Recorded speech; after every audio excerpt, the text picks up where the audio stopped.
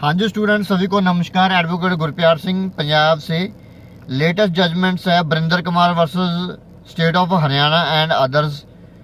तो काफ़ी मर्ज को भी हैं इनके केसेस। तो Punjab and Haryana high court की जजमेंट्स है।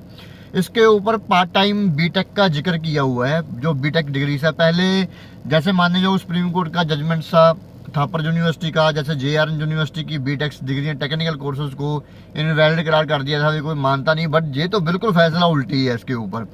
काफ़ी स्टूडेंट्स को भी भाई फ़ायदा होगा इससे। वीडियो को ध्यान से और जजमेंट्स को ध्यान से पढ़ना, क्योंकि इस फैक्ट से अगर आपकी बीटेक बचती है ना, डिस्टेंस एजुकेशन जो पार्ट टाइम का है, तो भाई उसमें तो कलाकारी होगी। तो इसने कोर्ट ने बोला है, कोर्ट शुड नॉट जज स्टैंडर्ड ऑफ डिग्रीज। जो कोर्ट है वो डिग्रीज का स्टैंडर्ड्स नहीं माप सकती और ना ही मापेगी। Punjab and Haryana high court upload state versus part time BTech degree, और अभी पार्ट टाइम बीटेक डिग्री की यहाँ पे बात की हुई है। The Punjab and Haryana High Court has upheld the validity of the part-time BTech Civil Engineering degrees awarded by the Deen Bandhu Chotu Ram University of Science and Technology, declaring them equivalent to the regular courses for the promotion purpose। अगर किसी ने promotion लेना है government job में, तो ये part time BTech है वो इक्विवेलेंट रेगुलर कोर्सेज के साथ इसको मिलाया गया है। तो अभी आप बताओ, जो पहले डिस्टेंस एजुकेशन से या पार्ट टाइम निकल कर उनको ख़त्म कर दिया बीटेक को, तो ये क्या सिस्टम है दोनों का, दोनों जजमेंट्स का? ये तो डिफरेंट, उसके साथ डिफरेंट है। बट रेगुलर पर प्रमोशंस टाइप का क्या सिस्टम है? तो यही जजमेंट्स को डिस्क्राइब करती है स्टूडेंट्स। काफ़ी हद तक जिनकी डिग्रीज इनवैलिड हुई हैं उनको भी पॉजिटिव वे का देने का रास्ता ये जजमेंट्स है। According to the supreme court decisions, इसमें भी मानने जो Punjab and Haryana high court ने लिया है। Doctor BL Ashwa versus state of Rajasthan and others in 1982 a division bench ने किया था।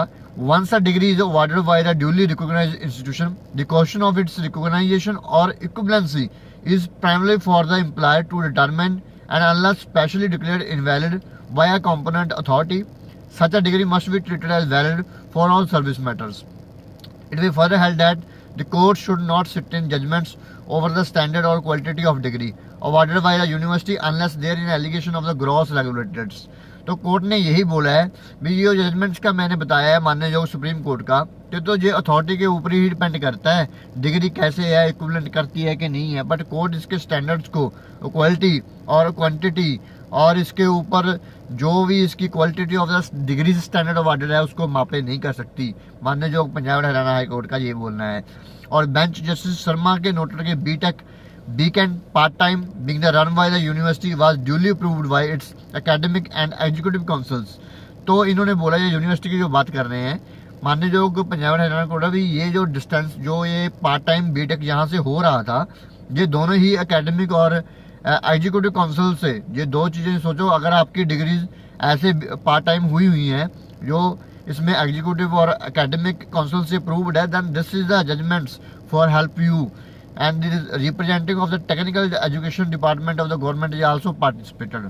तो टेक्निकल जो एजुकेशन डिपार्टमेंट है स्टेट का, उन्होंने भी इसमें पार्टिसिपेट किया हुआ था। The bench pointed that the program required the physical attendance, full curriculum equivalent to the 3-year courses, and the faculty members are of the universities. It is a residential course being run in the university itself. It cannot be said to be a distance education program। तो अभी बात इसके ऊपर आई है, part time degree को ये distance education courses नहीं मान रहे हैं। अगर आपका लोचा पार्ट टाइम बीटेक के ऊपर ऐसे जो मानने होगी इस जजमेंट के हिसाब से, डिस्टेंस एजुकेशन वाले का वो अलग फंड है भाई। बट अगर किसी का पार्ट टाइम थापर यूनिवर्सिटी का, JRN का, ओपन यूनिवर्सिटी का, किसी का भी पार्ट टाइम बीटेक का, तो इस हिसाब से वो वैलिड होगा ही होगा। The court appreciated the state government approach to allow its employ to improve its technical knowledge and education. तो कोर्ट ने इसको बोला भी स्टेट में गवर्नमेंट को बधाई जाती है इस चीज़ का भी, इन्होंने बढ़ावा दिया है टेक्निकल और इंजीनियरिंग को आगे बढ़ाने का मौका दिया है इनको। और जो degrees are invalidated by the single judgments in the 2022, the JU appointed the diploma holders had enrolled in the BTech service in the service after Scotty department permission।